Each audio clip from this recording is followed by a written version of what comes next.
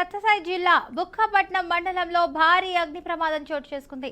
చాంద్రాయణిపల్లి కొత్తకోట గ్రామ సమీపంలో ఉన్నటువంటి అడవికి గుర్తు తెలియని దుండగులైతే నిప్పు పెట్టారు.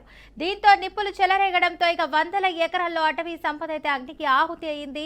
ఇక అటుగా వెళ్తున్నటువంటి రైతులైతే మంటలను గమనించి అధికారులకైతే సమాచారం అందించారు.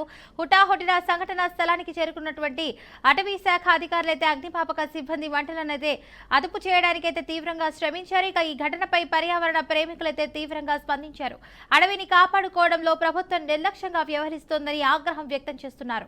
అడపదడప అక్కడక్కడ అడవులు ఉన్నాయి. ఈ అడవులను కాపాడుకోవడానికి ప్రభుత్వాలు ఖచ్చితంగా గట్టి చర్య చేపట్టాలి.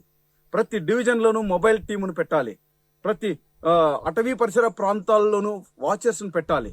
ఎక్కడైతే నిప్పు పడుతుందో వెంటనే వారు వెళ్లి అక్కడికి వెళ్లి సంబంధిత అగ్నిమాపక పరికరాలతో దాన్ని ఆర్పేయాలి. తద్వారా కొన్ని కోట్ల చెట్లు బతుకుతాయి. మనిషి తప్ప సమస్త జీవరాశులు నేచర్లోనే ఉంటాయి. మనిషికే కాదు, అన్ని జీవరాశులకి అవసరమైన ఆహారం, ఆక్సిజన్, వర్షాలు, ఎకోసిస్టమ్ చేసి భూమిని కాపాడే సిస్టమ్ అంతా చెట్లు అడవుల్లోనే ఉంటుంది. కనుక అడవులు కాపాడుకోవడానికి ప్రజలు, ప్రభుత్వాలు గట్టి చర్యలు తీసుకొని బాధ్యతగా అడవులు కాపాడాలి. ఒకవేళ అడవులు కాపాడంలో నిర్లక్ష్యం వహిస్తే ప్రభుత్వాల మీద తప్పకుండా నేషనల్ గ్రీన్ ట్రిబ్యునల్కి వెళ్తానని చెప్పి తెలియజేస్తున్నాను. ఈ కరూరు జిల్లాలో